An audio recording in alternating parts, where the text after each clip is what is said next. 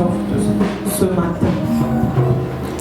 Saint-Esprit, nous te célébrons ce matin, en ce jour de Pentecôte où tu es à l'honneur. Saint-Esprit, nous voulons que toi seul puisses véritablement te manifester puissamment au milieu de nous ce matin.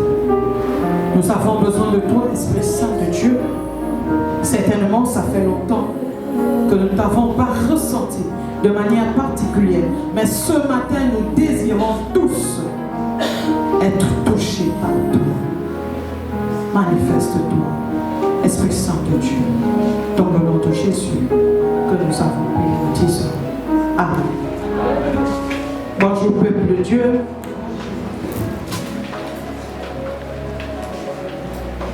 Nous sommes aujourd'hui le dimanche de Pentecôte où notre ami fidèle, le Saint-Esprit, est célébré de manière solennelle partout dans des assemblées. Aujourd'hui, nous avons voulu amener juste une particularité du Saint-Esprit dans notre message. Donc ce matin, nous allons enseigner sur les dons spirituels.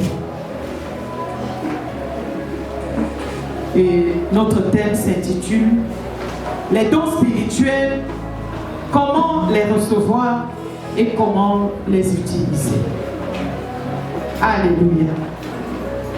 Les dons spirituels, comment les recevoir et comment les utiliser. Voilà notre thème de prédication de ce matin. Bien-aimés, nous comprenons que les dons spirituels, ce sont des aptitudes particulières données par Dieu au travers du Saint-Esprit, destinées à être utilisées pour édifier le corps de Christ qui est l'Église. Ces dons sont donnés pour le service des autres.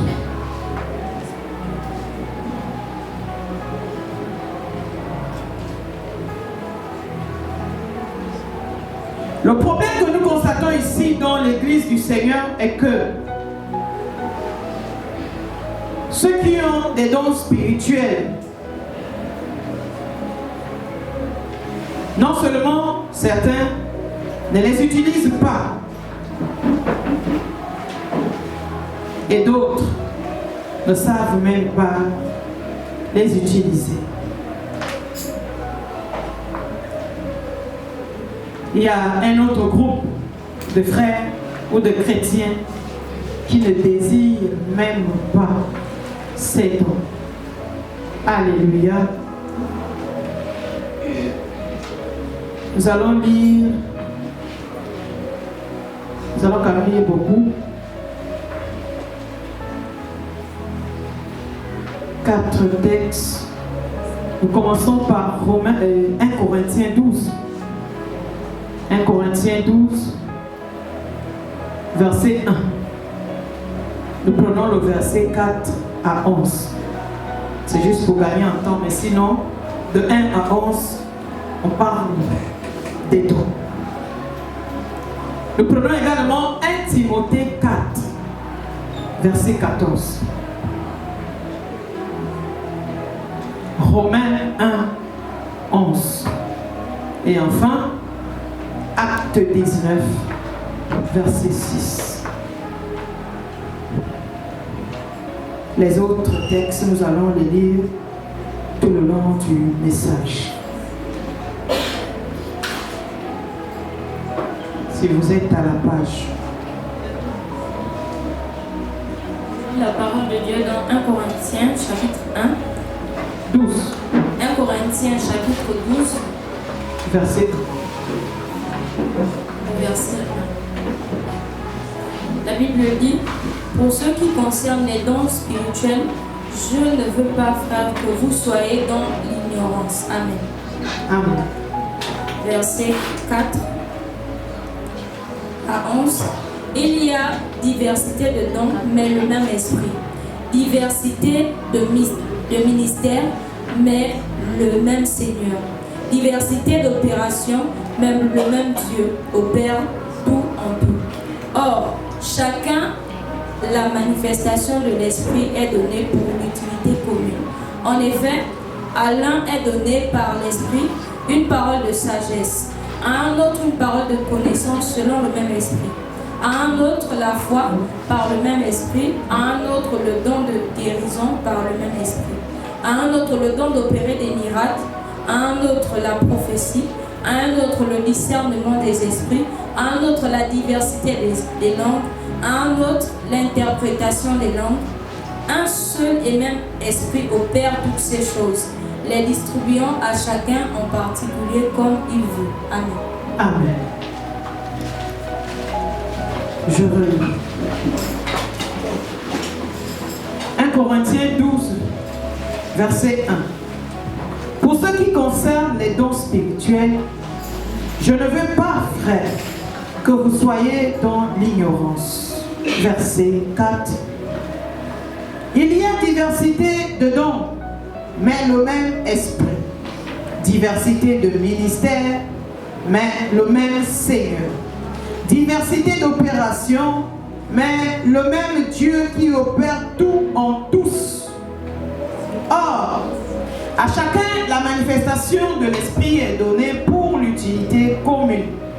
En effet, à l'un est donnée par l'esprit une parole de sagesse, à un autre une parole de connaissance selon le même esprit, à un autre la foi par le même esprit, à un autre le don de guérison par le même esprit, à un autre le don d'opérer des miracles, à un autre la prophétie, à un autre le discernement des esprits, à un autre la diversité des langues, à un autre l'interprétation des langues. Un seul et même esprit opère toutes ces choses, les distribuant à chacun et en particulier comme il le veut. Alléluia. Nous continuons notre lecture dans 1 Timothée 4, verset 14. 1 Timothée chapitre 4, verset 14. Ne néglige pas le don qui est en toi et qui t'a été donné par prophétie avec l'imposition des mains de l'assemblée des anciens. Amen. Ne néglige pas le don qui est en toi et qui t'a été donné par prophétie avec l'imposition des mains de l'assemblée des anciens.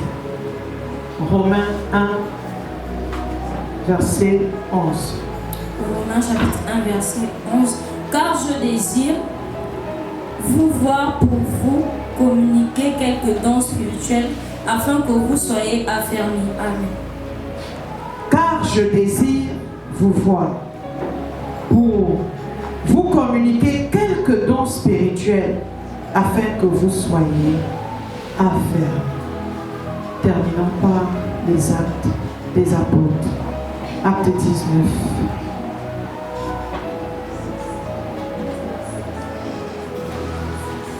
Acte chapitre 19 au verset 6. La Bible dit, lorsque Paul leur eut imposé les mains, le Saint-Esprit vint sur eux et ils parlaient en langue et prophétisaient. Amen. Lorsque Paul leur eut imposé les mains, le Saint-Esprit vint sur eux et ils parlaient en langue, en prophétie et prophétisaient. Amen. Alléluia. Vous voyez que tous les textes que nous avons lus, les uns parlent des dons du Saint-Esprit et les autres nous parlent de comment les recevoir. Alléluia. Il n'y a pas beaucoup de commentaires à donner par rapport à ces différents textes. Surtout le premier que nous avons lu dans 1 Corinthiens 12. Lui, il détaille bien sur les différents dons du Saint-Esprit. Et l'apôtre Paul peut véritablement nous dire que le même Saint-Esprit a plusieurs manières de faire au travers de ce texte. C'est pourquoi il peut parler à un autre tel don, mais le même esprit.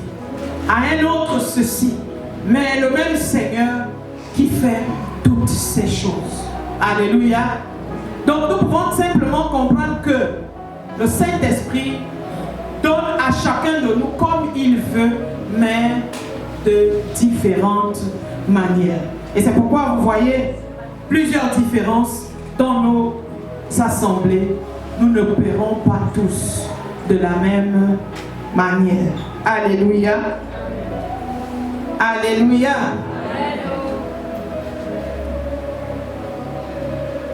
Je disais tout au début que nous sommes à un culte où le Saint-Esprit est mis à l'honneur. Nous avons l'habitude d'enseigner sur le parler en langue, l'effusion du Saint-Esprit et tout le reste. Mais cette année, le Saint-Esprit m'a bien mis à cœur de parler d'une chose aussi nécessaire et capitale dans l'Église du Seigneur, les dons du Saint-Esprit. Alléluia. Les dons du Saint-Esprit. Et ces différents dons font en sorte que l'Église soit complète. L'Église du Seigneur ne peut pas être dirigée rien que par la prophétie. On a besoin des autres différents dons pour que l'Église soit forte, soudée et pour aller loin. Amen. Nous avons, je crois, une affaire de 4 points à développer. Le premier, c'est quoi les dons spirituels? Nous parlerons de ce qu'ils sont et de ce qui ne sont pas. C'est quoi les dons spirituels? Les dons spirituels sont des capacités surnaturelles que Dieu donne par le Saint-Esprit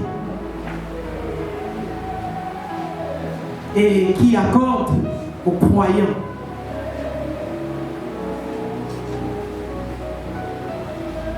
De 3 manières. Parce que quand Dieu accorde ses dons aux croyants, nous avons 3 manières que Dieu utilise pour leur donner cela.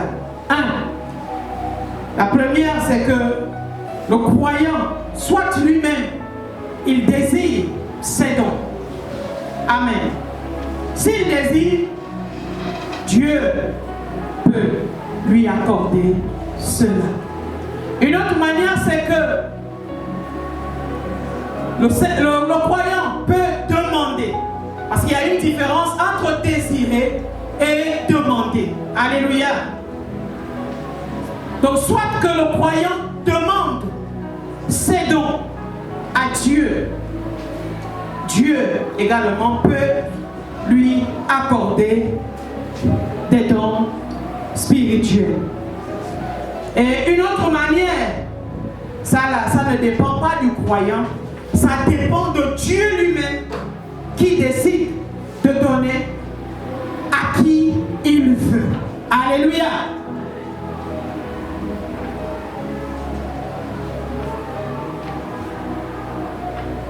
Nous avons dit que ce sont des capacités surnaturelles qui sont accordées par Dieu, mais au travers du Saint-Esprit. Ce n'est pas quelque chose de naturel. C'est même pas que nous sommes nés comme ça. Alléluia. À un moment donné, dans la marche chrétienne, Dieu peut décider de t'accorder un certain don. Et c'est pourquoi nous avons constaté que nous ne recevons pas tous les dons au même moment. Nous ne recevons pas tous les dons le même jour que nous acceptons le Seigneur, ou le jour de notre baptême, ou de notre baptême d'eau, ou du baptême du Saint-Esprit. Parfois, c'est Dieu lui-même qui décide. Il n'a pas besoin de ton conseil. Il siège seul dans son saint trône et décide d'octroyer ou de donner un type de don à un frère ou à une sœur. Alléluia.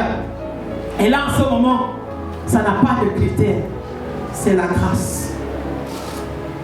Mais je voulais insister pour dire à l'Église que nous avons la possibilité de désirer les dons spirituels. Alléluia.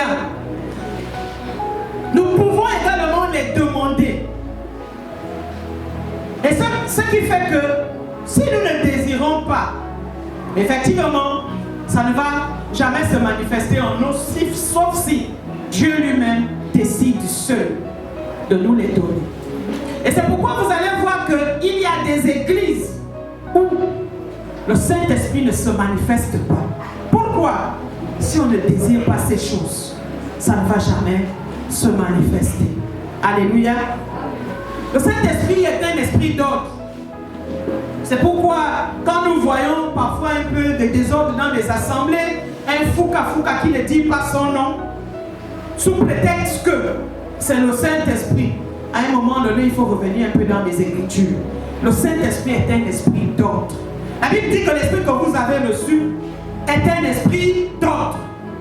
Amen. Il aime la discipline. Si tu n'as pas besoin de lui, il s'abstient. Il ne vient pas. Il te regarde. Alléluia. Amen. Donc dis à celui qui est à côté de toi, désire les dons spirituels. Si tu ne les désires pas, ils ne vont pas venir. Si tu ne demandes pas. Et c'est pourquoi la Bible nous dit dans Matthieu 7, que demandez, on vous donnera. Si vous lisez la suite là-bas, il s'agit de quoi? Il est question de quoi? Du Saint-Esprit. Et quand le Saint-Esprit vient sur vous, il ne vient pas seul. Alléluia. Il vient accompagner des dons spirituels. Donc si on ne le désire pas, c'est pourquoi il y a des églises éveillées, nous appelons les églises de réveil. Il y a également des églises mortes. Mortes pourquoi? Parce que le Saint-Esprit ne se manifeste pas là-bas. C'est pas qu'ils ne le connaissent pas. Ils peuvent le connaître. Mais, puisqu'ils n'ont pas besoin de lui, le Saint-Esprit fait quoi? Il reste tranquille et il ne vient pas. Alléluia.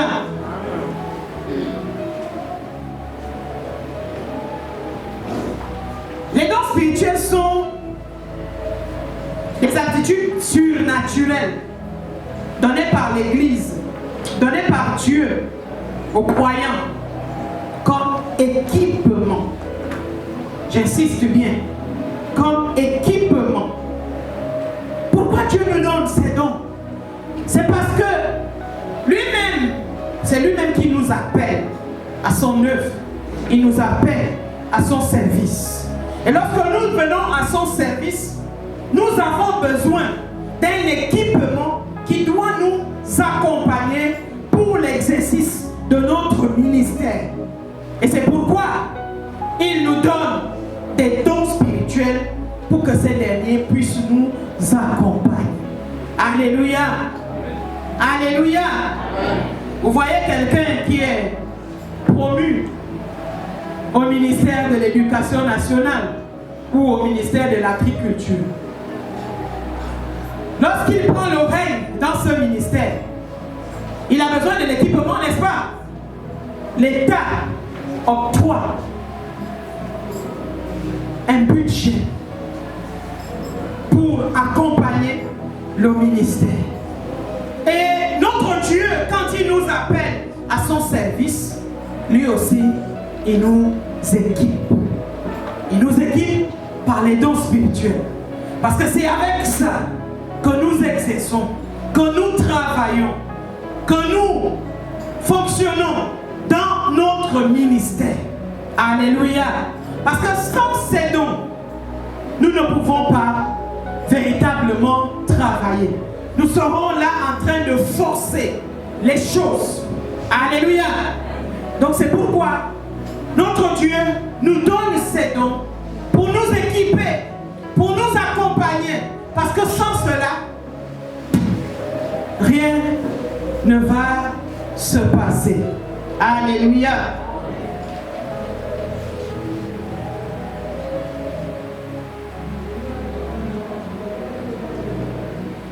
Comprenons également que les dons spirituels ne sont pas donnés pour nous-mêmes.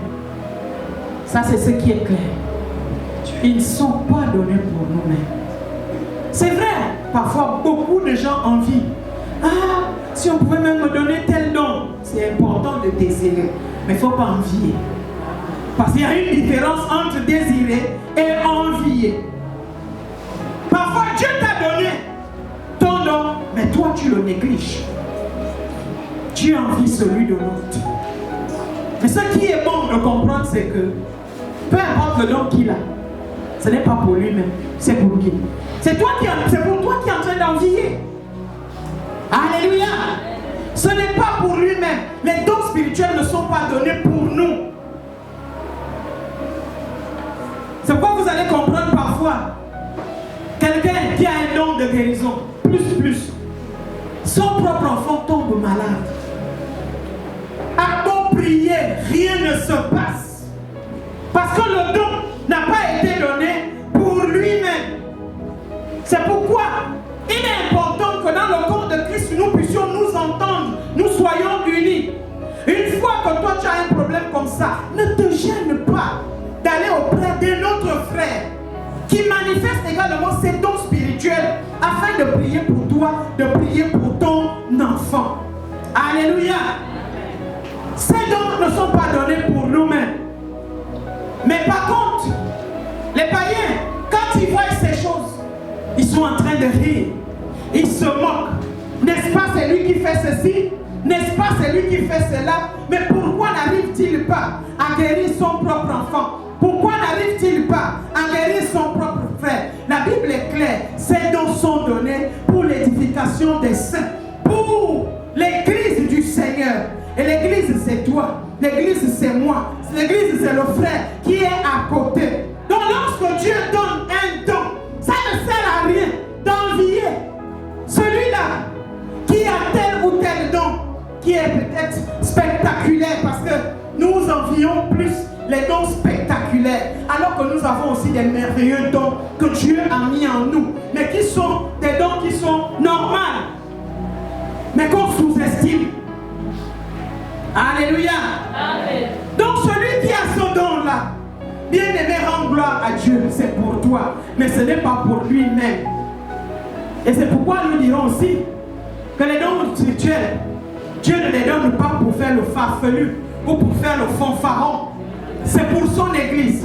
C'est pour l'édification de l'église. C'est pour que l'église puisse croître, que l'église puisse avancer. Amen. Donc, désire les dons spirituels.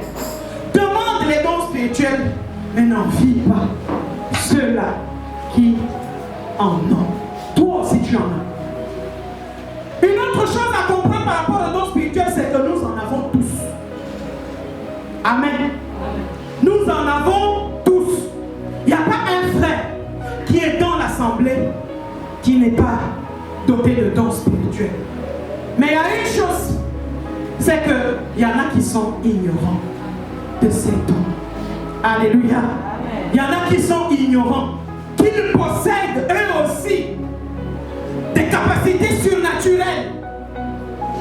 Parfois par manque de sensibilité. Parfois par manque d'intimité avec le Saint-Esprit.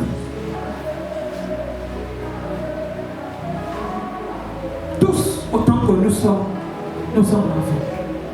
Et c'est pourquoi je disais aujourd'hui, au début, que le problème de l'Église, c'est qu'il y en a qui ignorent. D'autres encore s'en foutent. Ça ne leur dit rien. Absolument rien. Puisque ça ne te dit rien, le don est là. Et il ne va jamais se manifester.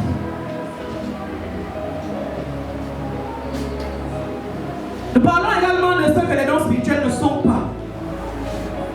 Amen.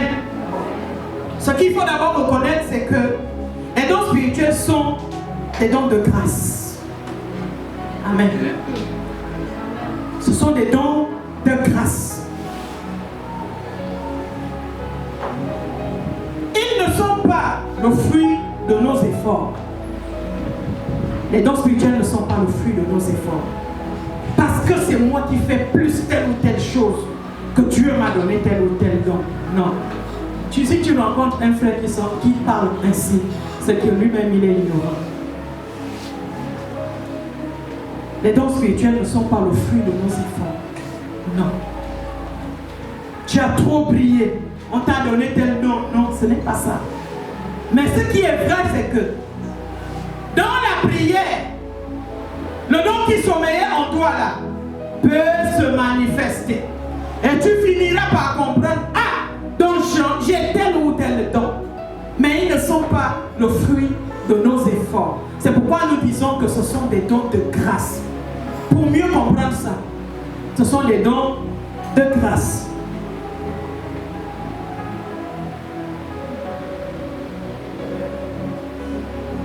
Ils ne sont pas le fruit de nos mérites.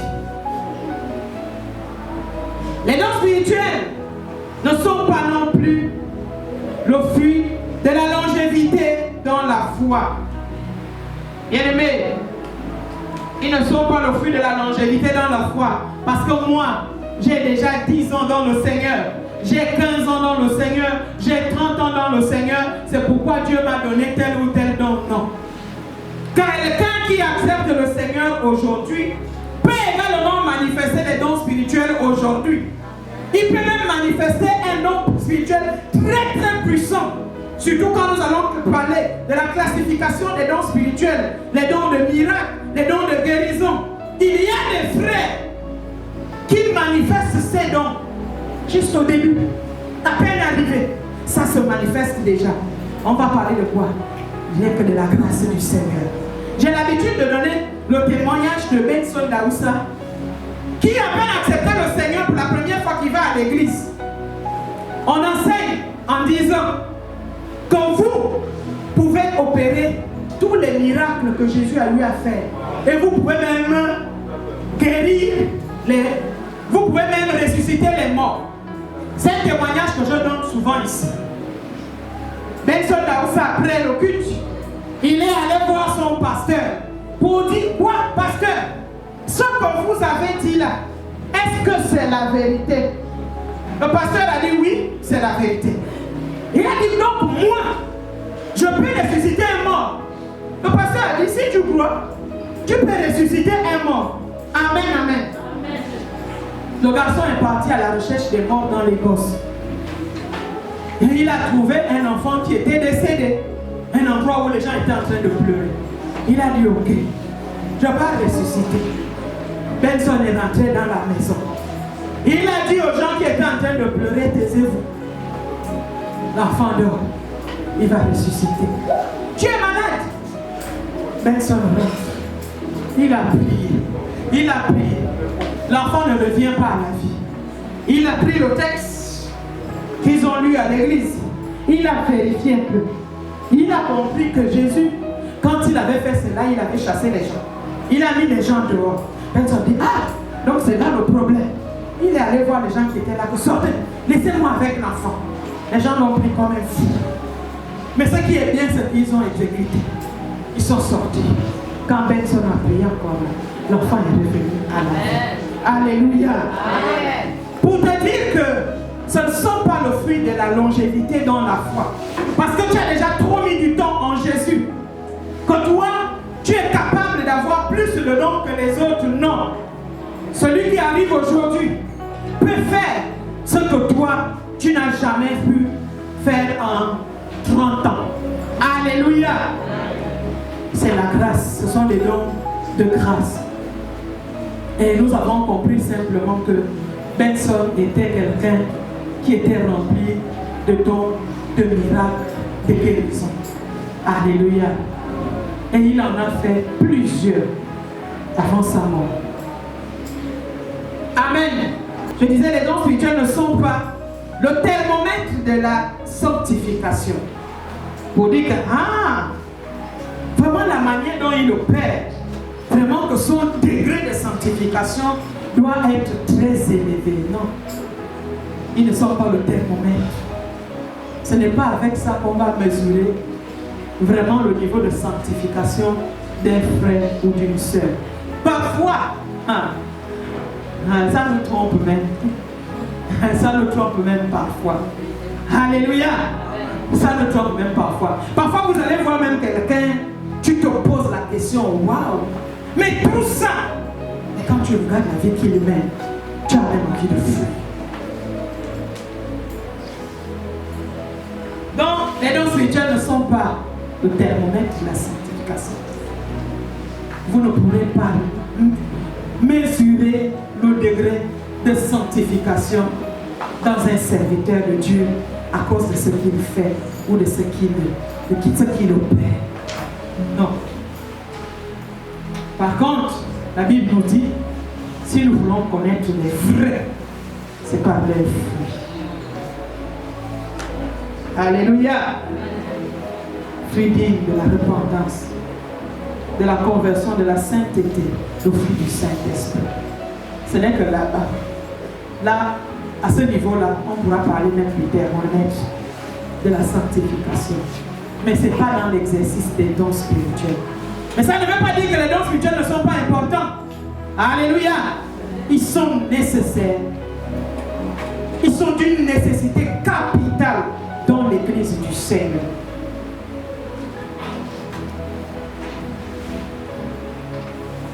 Nous continuons à montrer ce que les dons spirituels ne sont pas.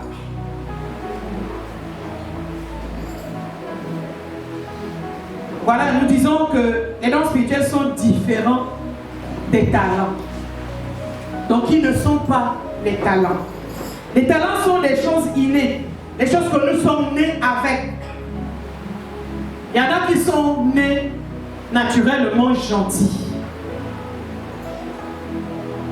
Et quand vous voyez ce genre de personnes dans vos quartiers, bien que n'étant pas en Jésus, mais ils se comportent très bien, mieux que même nous qui sommes au Seigneur.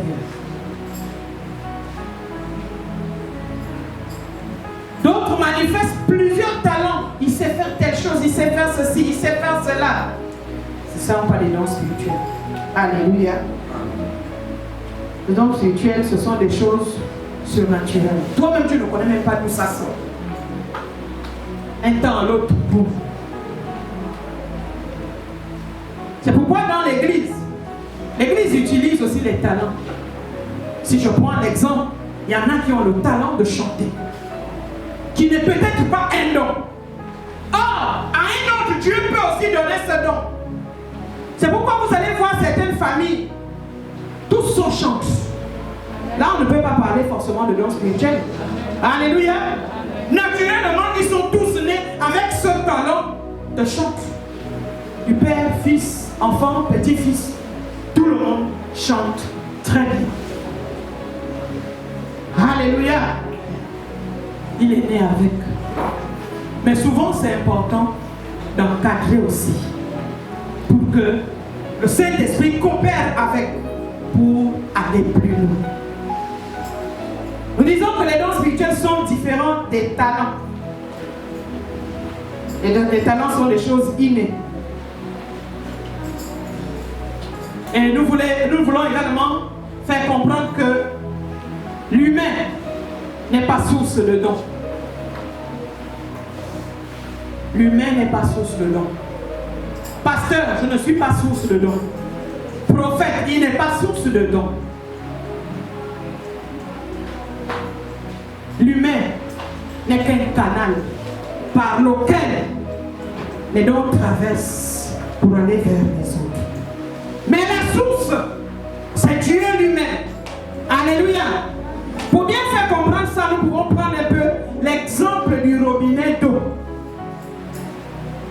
C'est vrai que l'eau manque à libre vie. Mais il y en a dans des maisons où l'eau arrive. Tu veux utiliser de l'eau, tu ouvres le robinet, ça sort. Le robinet n'est pas la source de l'eau. Le robinet n'est que le canal par lequel nous récoltons de l'eau chez nous. Or, l'eau vient de quelque part. L'eau vient d'une source. Nous qui sommes ici à Libreville, nous allons parler de la source de Toum. Ici à Libreville, nous savons que l'eau nous vient de Toum. Pour mes parents qui sont à Oyem, l'eau vient d'Akok Barrage. Dans d'autres endroits, en tout cas, l'eau a une source naturelle. C'est comme avec les dons spirituels. Les dons spirituels viennent de quelque part. Mais Dieu utilise nous, les serviteurs de Dieu, pour faire passer. Alléluia. Donc aucun pasteur, aucun homme ne peut se réjouir d'être la source des dons spirituels. Nous ne sommes que le canal par lequel ça doit traverser pour partir vers le peuple. Alléluia. Amen. Amen, amen. Amen. Point 2. Nous parlons de la classification des dons et un bref aperçu sur ces derniers. Donc, classification et bref aperçu sur les dons spirituels. En gros, comprenons que nous avons deux types de dons. Nous avons des dons spirituels spectaculaires. Ce que tout le monde désire, ce que tout le monde recherche. Parce que c'est ce qui tape à l'œil, ce qui est vu par tout le monde. Nous avons également des dons ordinaires qui sont comme banals. Beaucoup ne les recherchent pas. Ils sont banals, normales, sans intérêt particulier. Ces dons ont un caractère non exceptionnel. Parfois, ce sont des dons qu'on retrouve. On retrouve ça parfois partout. On peut dire comme si tout le monde en a. Ce sont des dons qui sont un peu communs, habituels. Et toute personne ne les désire. Parce que ça ne tape pas à l'œil. Ça passe inaperçu. Vous allez voir dans l'église, quand les frères arrivent, les nouveaux frères et sœurs, l'endroit qui attire le plus, c'est chez les chants. Comme c'est un service qui est vu et connu de tous, beaucoup aiment aller là-bas. Parfois, pas parce qu'on aime Dieu, pas parce qu'on veut servir Dieu, parce qu'on veut se faire connaître.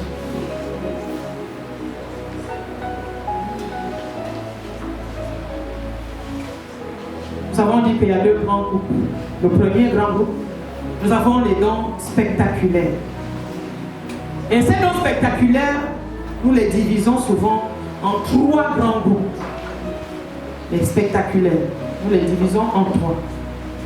Le premier sous-groupe des spectaculaires, nous avons les dons de révélation. Voilà ce que les gens aiment. Les dons de révélation. Dans les dons de révélation, nous avons la parole de sagesse, la parole de connaissance. Nous avons le discernement des esprits. Ils sont trois. Dans le premier sous-groupe. Vous allez voir que ce sont des dons qui nous amènent quelquefois peu à rentrer dans l'omniscience de Dieu. Parce que Dieu peut nous faire connaître quelque chose que personne d'autre ne connaît. Et à un moment donné, ça donne la joie.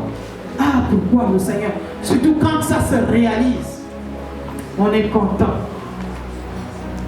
Vous allez voir aussi, même Jésus, il a utilisé ses dons avec Nathanaël quand il a dit: oh Nathanaël, je t'ai vu quand tu étais sous le figuier.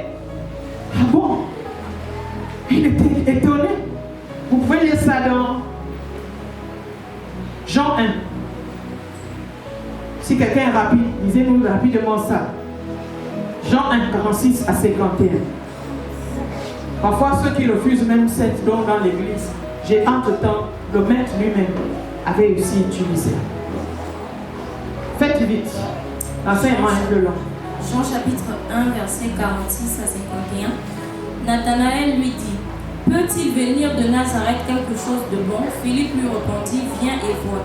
Jésus, voyant venir à lui Nathanaël, dit de lui, voici vraiment un Israélite dans lequel il n'y a point de fraude. D'où me connais-tu? Lui dit Nathanaël. Jésus répondit, avant que Philippe t'appelât, quand tu étais sous le figuier, je t'ai vu. Nathanaël répondit et lui dit, Rabbi, tu es le Fils de Dieu et tu es le roi d'Israël. Jésus lui répondit, on peut même déjà s'arrêter là. Vous voyez que le fait que Jésus vienne dire à Nathanaël que je t'ai vu quand tu étais sous le figuier, entre-temps, il était d'abord incrédule au départ. Il va venir maintenant accepter que tu es le Christ. Parce que quoi? On lui a dit quelque chose d'exceptionnel. Alléluia. Jésus aussi a utilisé les dons spirituels. Et vous allez voir que c'est un moyen d'évangélisation. C'était un moyen d'évangélisation très efficace dans le temps passé. Alléluia. Mais aujourd'hui, au Gabon, on ne sait même plus si vraiment ça joue son rôle. C'est pourquoi le prophète avait même voulu faire un séminaire sur la fonction évangélisatrice des dons spirituels. Pour voir, pour montrer aussi qu'on peut évangéliser à travers les dons spirituels. Amen, amen. Jésus avait utilisé ça et aujourd'hui les dons spirituels, ces dons aussi sont toujours d'actualité. Je parlais du premier sous-groupe des dons spectaculaires, les dons de révélation, parole de connaissance,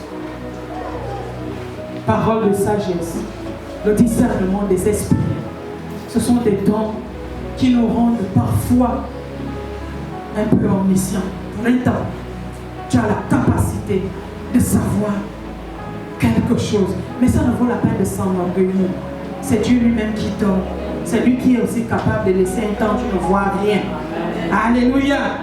Et quand Dieu révèle, c'est pour un but. C'est forcément pour un but. Mais ce qui embête, c'est parce que parfois, l'Église n'est pas sensible. Les enfants de Dieu ne sont pas sensibles. Je me souviens d'une situation, une maman pour qui nous avons prié ici, avec le pasteur Kevin, pendant que nous étions en train de prier pour elle, le Seigneur me montre sa situation spirituelle. Elle avait un problème de bras. Je vois le bras était totalement pourri et je voyais plein d'asticots sur le bras en question. Après, le Saint-Esprit me montre maintenant comme si elle était nue et je voyais autour de ses reins une ceinture. Bon, c'était pas une ceinture, mais c'était comme un pagne noir attaché autour de ses reins. J'ai dit Saint-Esprit, ça c'est pourquoi. Je ne l'avais même pas dit ça le même jour. Un autre jour, elle vient, je dis, voilà la dernière fois le Saint-Esprit m'a montré telle ou telle chose. Que le bras là était comme ci, comme ça.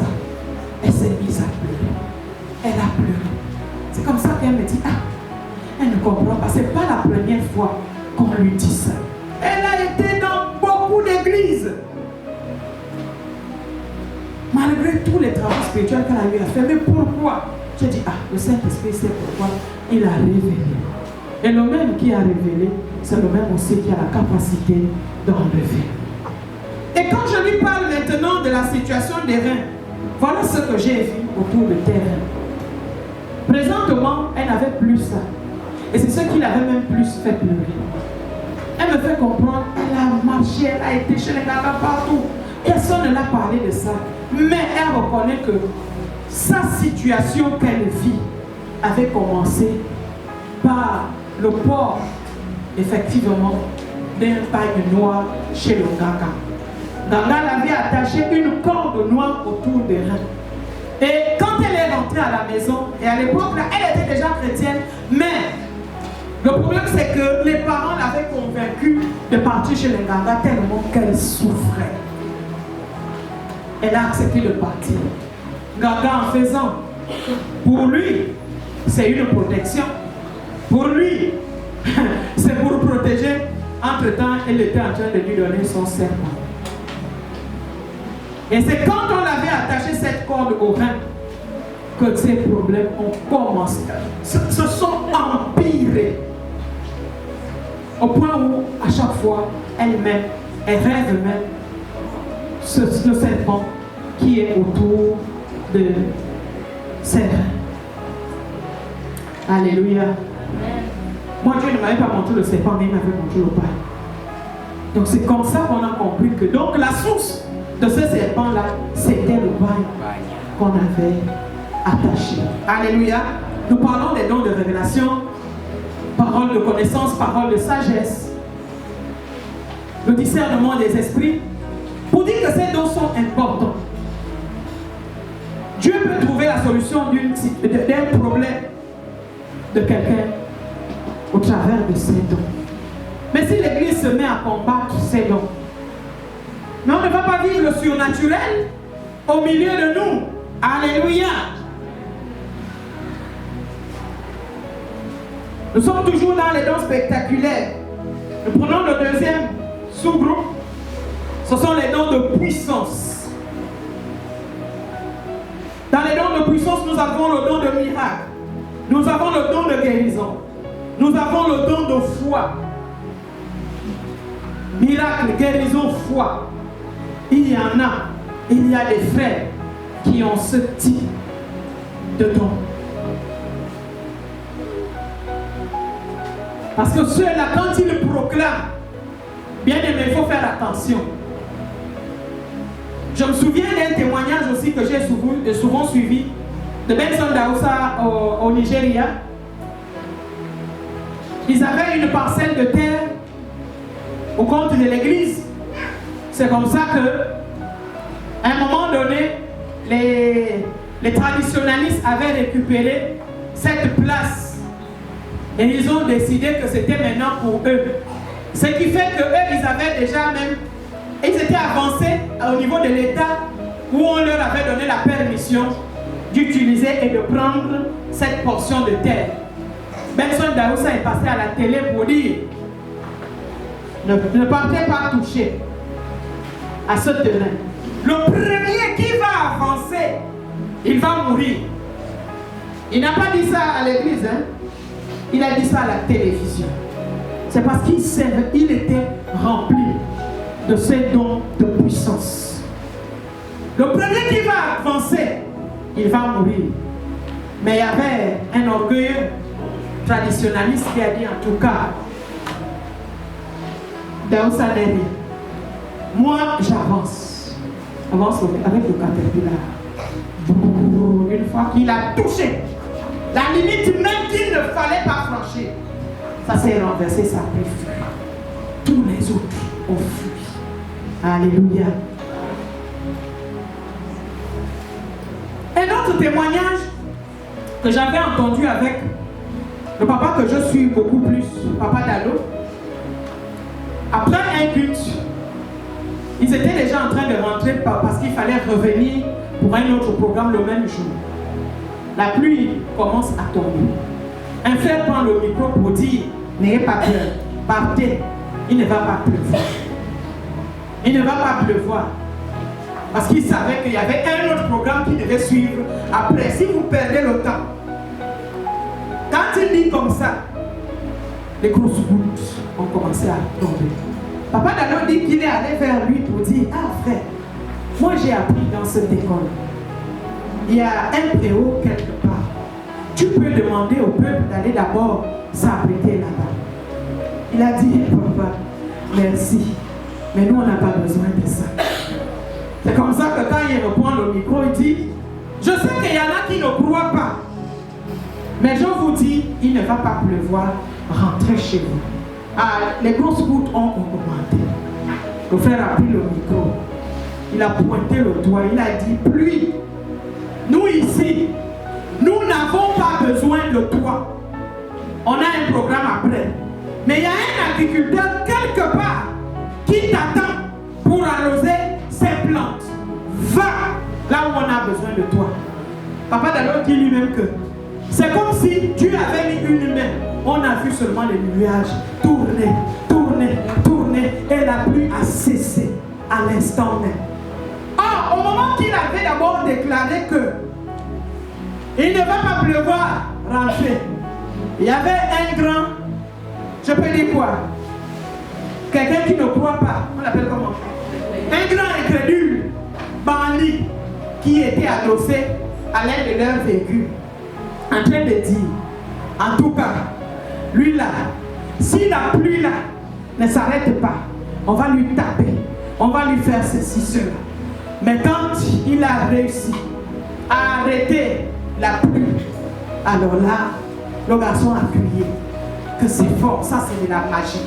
Le jour là, on a gagné ce frère en Jésus. Amen. Alléluia. Amen. Les dons spirituels.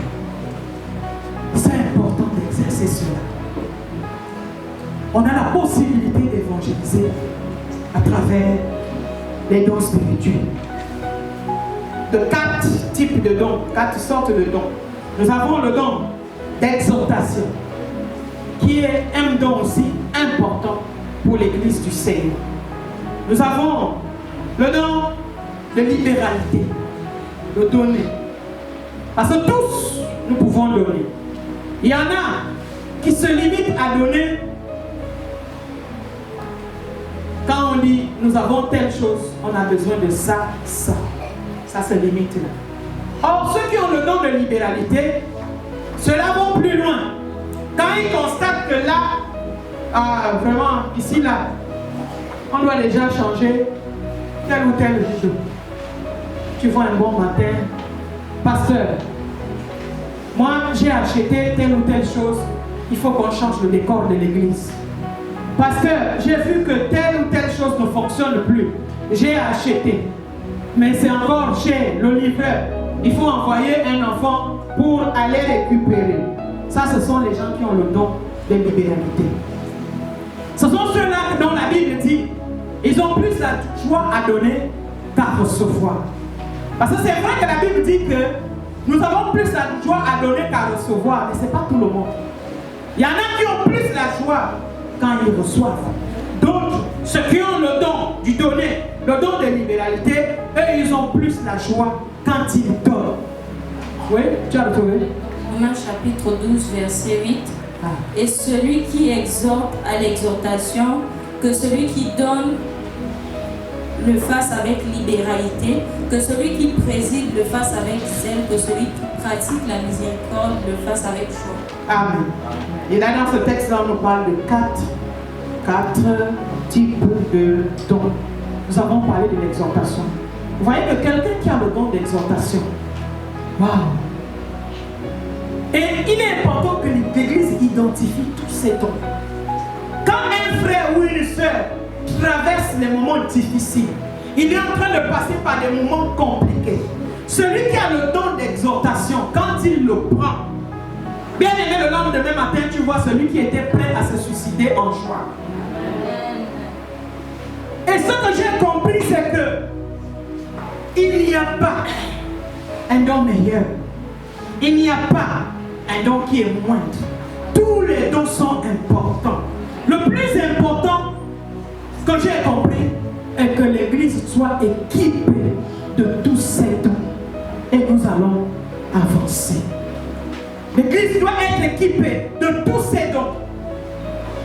Parce que celui qui a le don d'exhortation, combien de fois il peut sauver beaucoup de vies? Et c'est pourquoi, quand nous avons identifié dans l'église que tel ou tel est comme ci, comme ça ne sert à rien, toi, pasteur, de te forcer à résoudre tous les problèmes. Quand il y a une situation, il faut savoir dire non. Maman telle, viens prendre cette fête. Occupe-toi de telle personne. Occupe-toi de tel ceci. Occupe-toi de tel cela. Parce que quoi? Lui, c'est sa spécialité. Alléluia. Et il va aider l'église du Seigneur. C'est pourquoi la Bible nous fait comprendre que les dons spirituels ne nous appartiennent pas. C'est au profit des autres. Parce que quelqu'un qui a le don d'exhortation, mais quand lui-même il est putain, pour convaincre celui-là, c'est difficile. Si on ne trouve pas aussi un autre aussi qui a cette capacité de le ramener.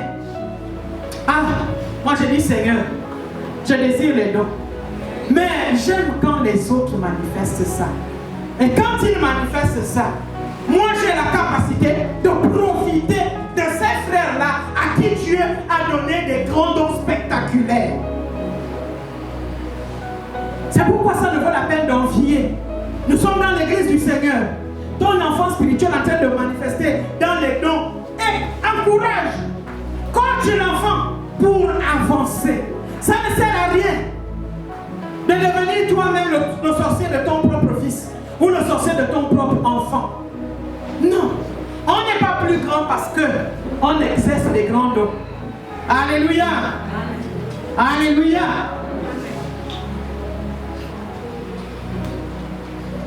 Nous sommes toujours dans les dons ordinaires. Nous avons parlé de l'exhortation, de la libéralité, qui est un don important pour l'Église. Tous nous pouvons donner, mais celui qui donne avec don, alors là, est spécialisé. Nous avons également le don de présider. C'est le don de gouverner. C'est le don de diriger, d'administrer l'Église du Seigneur. Vous allez voir que l'Église a besoin aussi de ces dons, de ce don. Il est important. Quelqu'un qui a le don de diriger, lors des cérémonies, quand il est le leader, on lui a donné la responsabilité de diriger, de coacher, de tout faire pour la cérémonie. Vous allez voir qui sait diriger et qui ne sait pas diriger. Et vous voyez aussi que l'Église aussi a besoin d'une bonne administration, d'une bonne organisation. Parce que l'Église aussi, c'est l'administration. Donc on ne peut pas avoir seulement besoin des dons qui sont spectaculaires. Mais sauf que ceux-là qui ont ces dons-là, de présider, de diriger, ils ne sont pas vus. Ils ne sont pas vus, mais ils sont importants pour l'évolution de l'œuvre du Seigneur, pour l'évolution de l'Église du Seigneur. Si je prends l'exemple un peu du corps humain, nous avons des bras, des pieds, la tête et tout ce qui est vu. Ne disons pas que les pieds sont plus importants pour la vie humaine ou que les bras sont plus importants pour la vie de quelqu'un. Alléluia. Mais tout le monde voulait bien être l'œil. Mais l'œil, on peut te percer l'œil et continuer à vivre. Mais quand vous regardez le corps humain, nous avons des organes vitaux, mais qui ne sont pas vus. Et ces organes-là, une fois qu'on t'enlève ça, c'est terminé. Tu finis, tu t'écoules et tu meurs. Or, on peut te couper le bras et continuer à vivre. Donc quand nous voyons un peu les dons spectaculaires, les dons ordinaires, les spectaculaires, ce sont les bras, les pieds, les yeux, la bouche. Tout le monde veut être la bouche, veut être l'œil, veut être les pieds et tout le reste est là. Mais ce ne sont pas les organes vitaux. Les organes vitaux, nous avons le cœur. Parce que si le cœur là, on détruit ça, la vie s'arrête. Mais le cœur n'est pas vu. Alléluia. Donc toi, Église, ne désire pas seulement les dons spectaculaires, mais tu as besoin aussi d'être quelqu'un de très nécessaire pour l'évolution de l'œuvre du Seigneur. Ce ne sont pas forcément les gens qui ont le don de prophétie qui jouent le plus grand rôle pour l'évolution de l'Église. Non! Bien-aimés, ces dons sont importants. Mais là où Dieu t'a placé, reste là. N'envie pas celui-là qui est vu. N'envie pas le chante. Parce que tout le monde à l'église veut venir chanter, veut tenir le micro. Sur le plan spirituel, tu es important pour Dieu par rapport à ce que tu es en train de faire en secret. Et parfois, un seul membre qui tenait bien l'administration de l'église, une fois qu'on le perd, on se rend compte que l'église est à terre. C'est vrai, les finances rentrent. C'est vrai, les gens donnent, les gens sont là. Mais les choses n'avancent plus. Qu'est-ce qui fait ça? On a détruit le cœur. Alléluia. Désire les dons spirituels. Mais pas forcément les spectaculaires. Tous les dons sont importants. Il y a des organes vitaux, mais qui ne sont pas connus, mais qui jouent un rôle important dans l'organisme. Alléluia. Nous voulons terminer avec le dernier don. Dans les dons ordinaires, nous avons le don de miséricorde. Ah, vous allez voir. Tout à l'heure, un frère peut avoir un problème. Il y en a qui vont, ah, vraiment pitié. Oh, pitié, ils vont même prier. Et ça s'arrête là. Point barre, c'est fini. Mais celui-là qui a le don de miséricorde, bien qu'il dit pitié, mais lui, il cherche la solution. Comment faire pour sortir le frère là de cette situation? Ça, c'est le don de miséricorde. Et le don de miséricorde est aussi important dans l'église. Et lorsque ces gens viennent témoigner de ce qu'ils ont eu à l'église, nous acclamons le Seigneur. C'est l'église qui avance. Mais ce n'est pas forcément le pasteur qui le fait. Ce n'est pas forcément le prophète qui le fait. Alléluia. Désirons. Demandons à Dieu de nous donner ses dons. Et ce que j'ai constaté, c'est que le groupe de ceux qui ont des dons ordinaires rassemble des gens faciles à gérer. Des gens qui sont faciles à gérer dans l'église. Ils ne sont pas connus. Ils travaillent pour eux en secret. Ils n'attirent pas l'attention des gens. Qu'on sache que c'est lui ou pas lui. C'est pas important, mais lui, il continue à œuvrer pour le Seigneur. Or, le groupe des dons spectaculaires, parfois c'est ça là qui rassemble les gens difficiles à gérer. Quand quelqu'un voit qu'il est en train de monter, l'orgueil rentre, le caractère change, tout change, tu te rends compte que... Mais qu'est-ce qui s'est passé? Comme là où Jésus avait posé la question, qui vous a ensorcelé? Et pourtant, mes enfants, c'était pas comme ça. Les dons spectaculaires, ils sont importants, mais c'est là-bas où le diable tente le plus. C'est là-bas où il s'infiltre le plus. C'est là-bas où il cherche toujours à gaspiller plus. Or, ceux-là qui sont en secret, là, ils ne sont pas vus. Personne ne les acclame. Mais Dieu les acclame dans le secret. Amen. Amen. Ça, c'était vraiment le point qui a pris du temps, la classification des dons spirituels. Nous allons avancer rapidement au point 3. Comment recevoir les dons spirituels et comment les exercer? On peut recevoir les dons spirituels en étant informé surnaturellement. Être informé, ça peut être de manière prophétique devant tout le monde à l'église, tout comme Dieu peut aussi t'informer dans le secret, en songe, en rêve. Alléluia. Et tu te rends compte que, effectivement, ce que Dieu m'avait montré, mais c'est ça qui est en train de se manifester. Donc, pour exercer cela, il faut vraiment être informé. Considérez aussi cela. Parce qu'on peut prophétiser sur toi. Tu es ceci, cela. Mais si tu t'offres, ça ne va pas se réaliser. Il faut que l'information te pousse à avancer dans ce domaine. Alléluia. Je me souviens, il y a une fois, j'avais assisté à un programme. On avait prophétisé sur moi que j'étais évangéliste. Je ne comprenais pas. Je n'étais pas boosté par ça. Une fois, si quelqu'un vient me dire non, il ne faut pas t'arrêter seulement à chanter, tu es évangéliste. Mais à un moment donné, le Seigneur m'en a confirmé dans les songes où je faisais beaucoup de fois les rêves où je suis en train de pêcher, je suis en train de remplir des sacs de poissons. Tout dernièrement, encore ce dimanche-là, je dormais après le départ du prophète. Je me suis reposé en plein jour. Moi, c'est rare de me voir faire des bons songes la journée. Mais les enfants sont venus me cogner aux environs de 18h, 17h. Ah, maman Paula est là. J'étais en train de faire un joli songe. Où j'étais dans une rivière, mais je ne connais pas l'endroit. Comme rivière, comme si c'était la mer.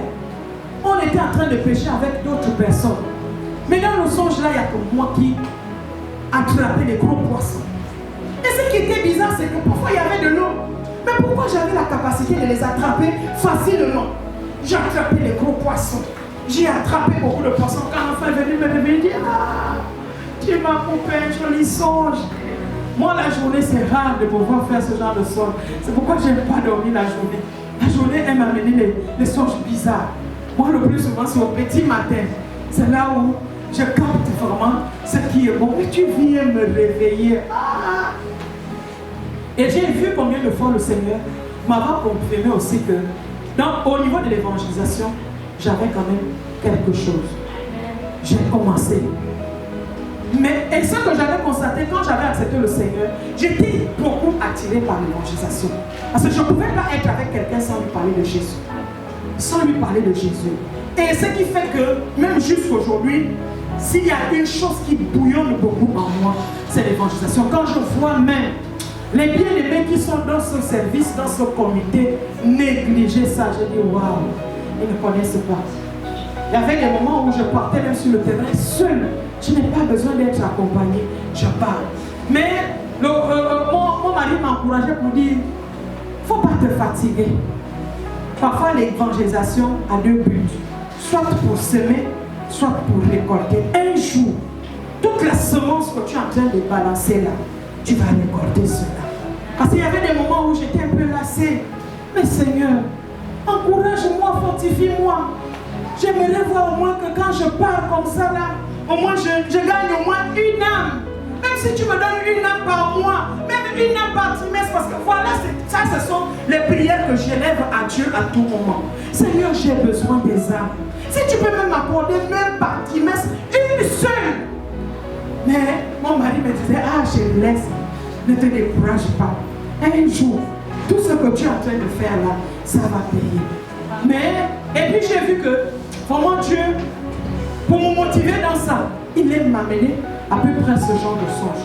Parfois je fais les songes où même, je suis dans la barque seul, je jette les filets. Maintenant pour les tirer, ça devient difficile. Je vais tirer, jusqu'à ce que je me réveille. Je dis, ah Seigneur, pourquoi tu n'as pas permis que je puisse tirer ça? Et un moment quand je lui raconte, il laisse, le temps là va arriver.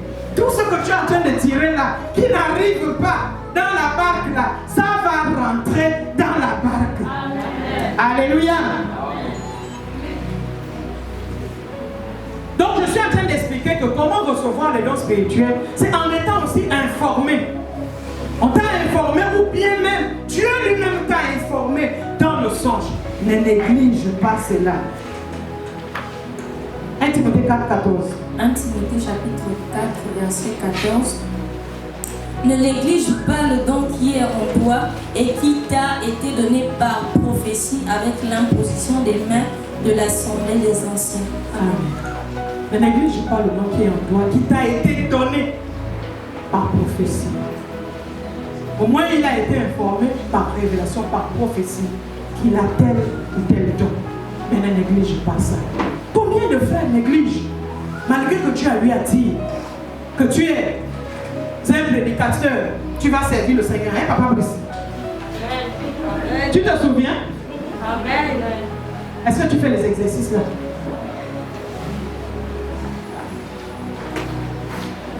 Parfois tu peux négliger, ah moi je suis bête. Mais Dieu m'a dit que je dois prêcher la parole. Ça va se passer comment? Maman Solange, tu t'es vu plusieurs fois avec le micro. Mais je ne sais pas si c'est pour chanter, si c'est pour prêcher. Et je n'ai cessé de te dire que Dieu lui-même est capable de t'amener là. Mais toi, fais ce qui est pour toi. Fais ta part. Et tu vas arriver dans ce que Dieu a dit pour toi. Parce que moi, je ne suis pas de ceux-là qui pensent que ne peut être pasteur, prophète ou évangéliste que celui qui a fait de longues études. C'est faux. Dieu n'est pas dans ces études-là. Dieu n'est pas dans ces petites choses-là.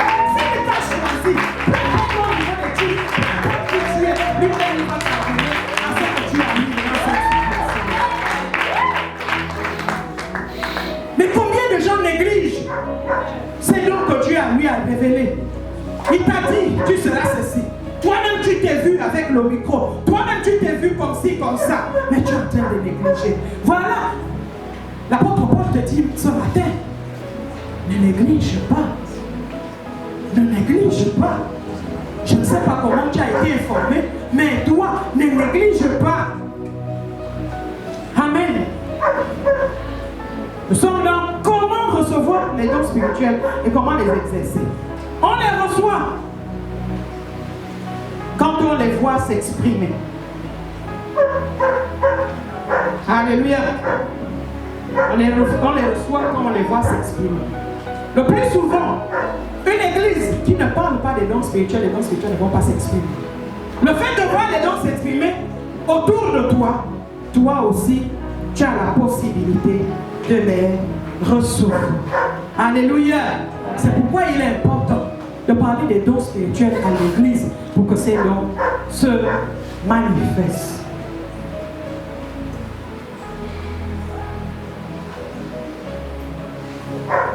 Quelqu'un peut rapidement nous lire Acte 19, 6. Acte chapitre 19 au verset 6. La Bible dit: lorsque Paul leur eut imposé les mains, le Saint-Esprit vint sur eux et ils parlaient en langue et prophétisaient. Amen. Amen. C'est pourquoi nous voulons dire également qu'on les reçoit par imposition de main. On les reçoit par imposition de main. Mais il fallait que l'apôtre Paul en parle d'abord. Les dons s'expriment, il les pose les mains et puis les autres ont reçu.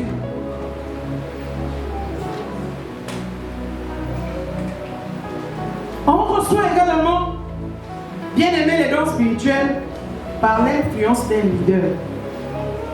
Par l'influence d'un leader. C'est pourquoi vous allez voir que quand le leader spirituel est un prophète, les dons prophétiques vont se balader beaucoup dans l'assemblée, vont être beaucoup activés. Alléluia. C'est pourquoi arbre de vie, on n'est pas nombreux, mais il y a beaucoup qui manifestent véritablement le don de prophétie. Pourquoi? L'influence du leader, l'influence du Père. Bien aimé, on reçoit aussi les dons spirituels par le service d'un Père. Par le service d'un Père. Tu as besoin des dons spirituels, tu les désires sérieusement. Tu as un Père qui manifeste ça. C'est. Quand nous parlons de Père, c'est général, serviteur de Dieu. C'est. Tu vas voir un jour à l'autre les mêmes choses que ton Père fait. Tu vas commencer à les faire. Mais celui qui est éloigné du Père, c'est vrai, il n'est pas là, il ne déteste pas le Père. Il l'aime, mais à sa manière, à distance. C'est pas facile que celui-là puisse recevoir de son Père. Mais celui-là qui est proche du Père, celui-là qui sait le Père, il prend tout. Ça, c'est l'exemple d'Élisée et son père Élie. Quand nous avons entendu plus parler des fils spirituels par Élie, alléluia, Élie avait un grand nombre de fils, non pas fils spirituels, fils de prophètes. Fils de prophètes. Élie avait un grand nombre de fils de prophètes. Et Élisée faisait partie des fils des prophètes de papa Élie. Mais Élisée, lui, il était spécial. Pendant que les autres attendaient Élie en assemblée, quand il opère, ils étaient contents de tout ce que le Père faisait. Mais Élisée, lui, il était rusé. Il était au pied de son Père. Le Père veut de l'eau observer. Il faisait tout. Il faisait ceci. Il faisait cela. Et de tous les fils de prophètes que Élie avait, c'est Élisée qui a pris tout le manteau prophétique de son Père est tombé sur lui. Le service. Bien-aimé, tu as envie de recevoir plus. Tu veux prendre tout le manteau.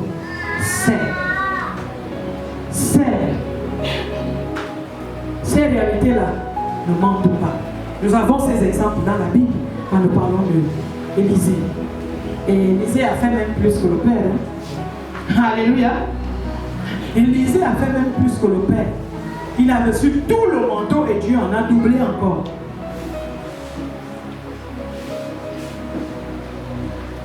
Nous avons également dans la Bible l'exemple de Josué.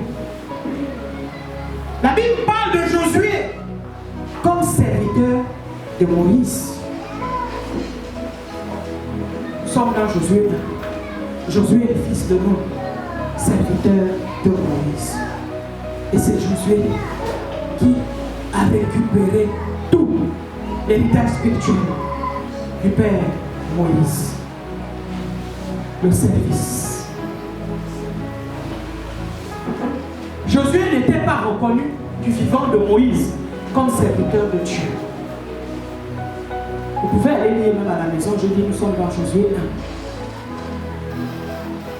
1. Du vivant de Moïse, Josué n'avait pas été reconnu comme serviteur de Dieu. Mais il était reconnu comme serviteur de Moïse. Mais quand Moïse s'en va, c'est là où Josué va prendre maintenant l'étiquette de serviteur de Dieu. Alléluia. Alléluia. Là, nous sommes en train de parler du service. Tu as envie de recevoir les dons spirituels. Tu veux un transfert rapide et efficace. C'est dans le service. Il y a un fils ici là que je voyais souvent faire ça avec le prophète. Même quand il ne veut, il n'a rien à faire, il vient, ah, maman, donne-moi, je vais laver les chaussures du boss. Je ne sais pas qui a dit ça à cet enfant.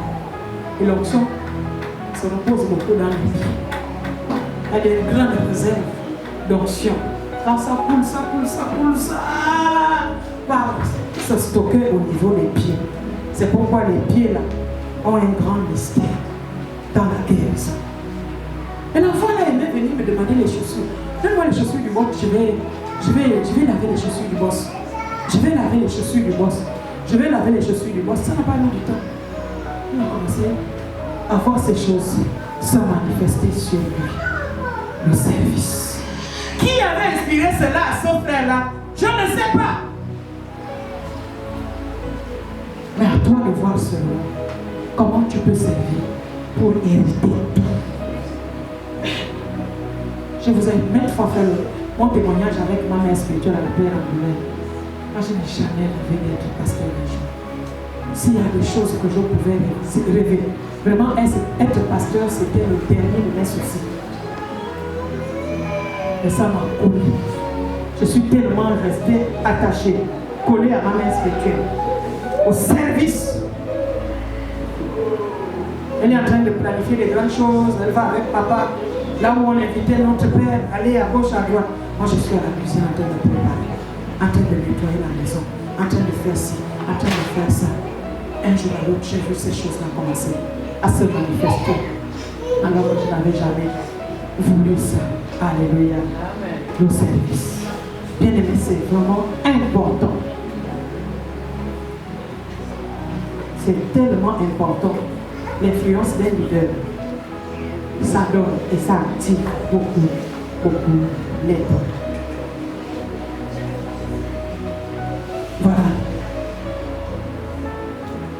Nous allons mélanger au niveau du point 4, comment exercer, et nous allons aussi donner les principes en même moment pour aller plus vite parce que nous avons déjà utilisé beaucoup de temps. Je parlais des principes des dons spirituels et puis on va montrer également comment exercer. Ça va ensemble. On les exerce, ça veut dire les dons spirituels. Les dons spirituels s'exercent par la foi. Ça s'exerce par la foi. Surtout, les dons spectaculaires. Ceux qui ont les dons spectaculaires, il faut avoir la foi pour les exercer. Je dirais encore, il faut être courageux. Parce que si tu es timide, tu vas passer souvent à côté de la plaque. Les gens qui exercent les dons spectaculaires, il faut vraiment être courageux. C'est vrai que parfois aussi, il y en a qui sont timides dans l'exercice des dons spirituels parce que dû au fait qu'ils ont vu les autres rater, ou encore parfois, ils ont raté certaines choses. À un moment donné, ils ne sont plus très chauds quand Dieu les amène dans certaines situations. Mais bien aimé, pour mieux exercer les dons spirituels, il faut être courageux. Si on est timide, ça ne va pas souvent marcher. Il faut aussi comprendre que, en exerçant les dons spirituels, bien que nous soyons courageux, il peut arriver qu'on rate. Ah, c'est ce qui est clair. On ne rate pas parce que Dieu n'est plus Dieu. Mais parfois, Dieu lui-même permet que nous puissions rater. Parfois pour nous ramener dans l'humilité. Pour que nous ne nous croyons pas Dieu. Il veut parfois nous ramener dans l'humilité. C'est pourquoi il permet que certaines situations ratent. Mais le même qui a prié pour tel, il a été guéri instantanément. Mais quand on vient prier pour tel, ça dure pendant longtemps. C'est Dieu lui-même qui fait ça. Alléluia. Mais on ne se décourage pas.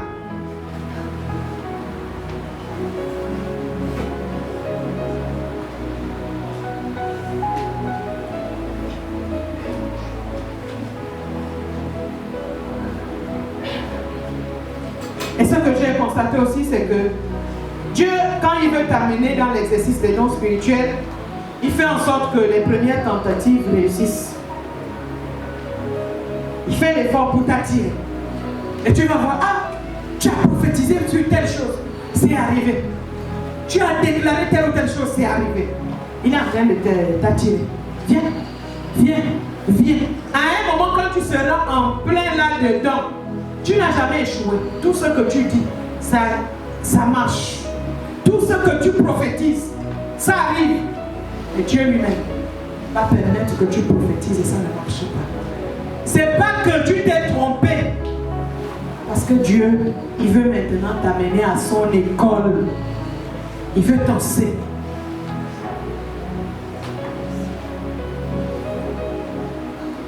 Et dans ces principes, nous comprenons aussi que les dons spirituels doivent être éprouvés. Ils doivent être éprouvés. Vous pouvez tout simplement noter 1 Jean 4, verset 1. Bien aimé, la connaissance est très importante dans l'exercice des dons spirituels. Parce que si nous n'avons pas la connaissance, effectivement, l'ennemi sera capable de nous infiltrer. Et c'est la connaissance vraiment qui gouverne l'expérience. Tu as l'expérience, tu as l'habitude de le faire. Et c'est la connaissance qui gouverne l'expérience. Alléluia. Donc, les dons spirituels se doivent être éprouvés. On les éprouve par quoi? Par la parole de Dieu. C'est vrai, il a dit, mais nous devons vérifier. Alléluia. Parce que quelqu'un d'autre aussi peut dire.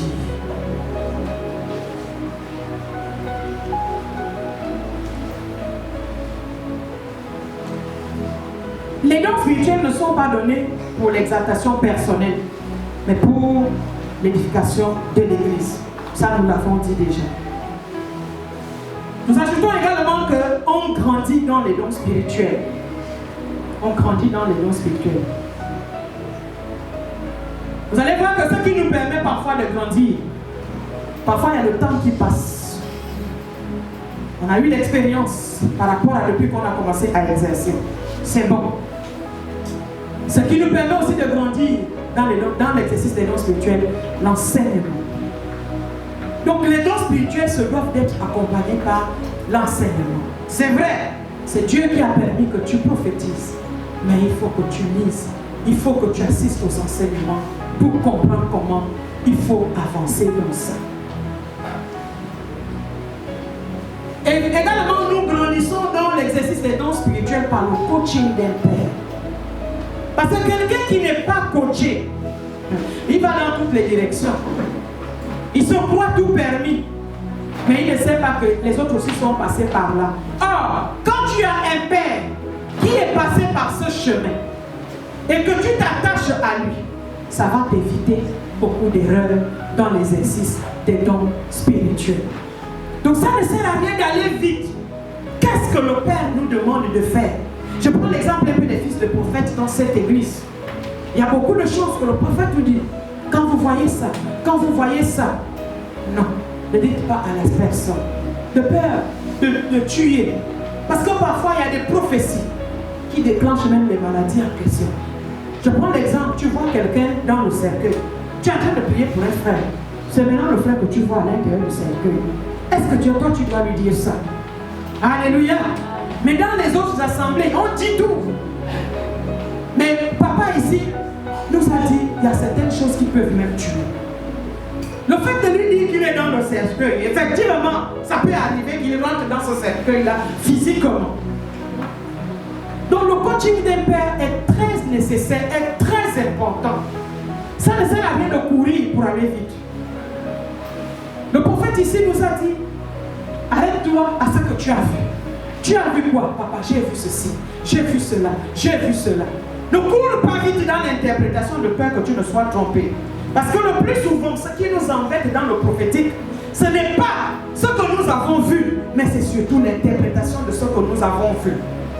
Souvent, ce que nous avons vu est vrai, mais nous avons mal interprété.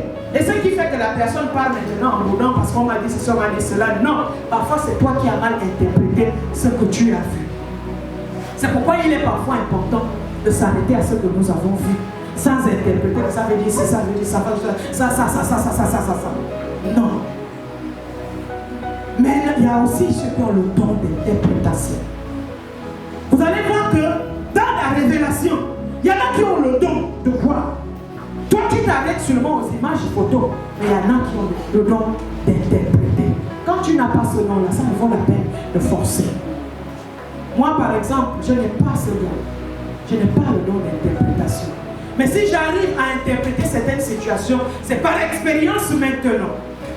Le fait de voir le Père expliquer certaines situations à tout moment, oh, ça aussi, ça m'a permis de comprendre certaines situations. Mais sinon, en temps normal, je n'ai pas le don d'interpréter. Voir facilement, Dieu me montre. Facilement, il me montre des images. Je peux voir sous forme d'images, je peux voir aussi sous forme de, on appelle ça comment, des vidéos. Des images qui s'enchaînent. Ça commence par là, ça part là, ça part là, ça part là. Mais qu'est-ce que ça veut dire? Là, à ce niveau-là, je prie que le Seigneur me donne ce don, mais je ne l'ai pas encore. Ce que j'interprète souvent, c'est par expérience. Donc, il est important d'être coaché par un père et nous allons grandir dans l'exercice des dons spirituels. Les dons spirituels ne sont pas une option. Ils sont très nécessaires parce qu'ils glorifient Dieu, parce qu'ils répondent aux besoins des autres, parce qu'ils confirment également la présence de Dieu au milieu de nous. Parce que pour avoir la confirmation que Dieu est au milieu de nous, c'est quand nous voyons ces dons spirituels se manifester. Et on est content, on est confiant que véritablement, il est là et il est avec nous. Donc ce n'est pas une option pour l'Église. Une Église ne peut pas dire non, nous, on ne veut pas les dons spirituels. Non, c'est faux, vous ne comprenez pas. Ce n'est pas une option. C'est nécessaire et c'est capital.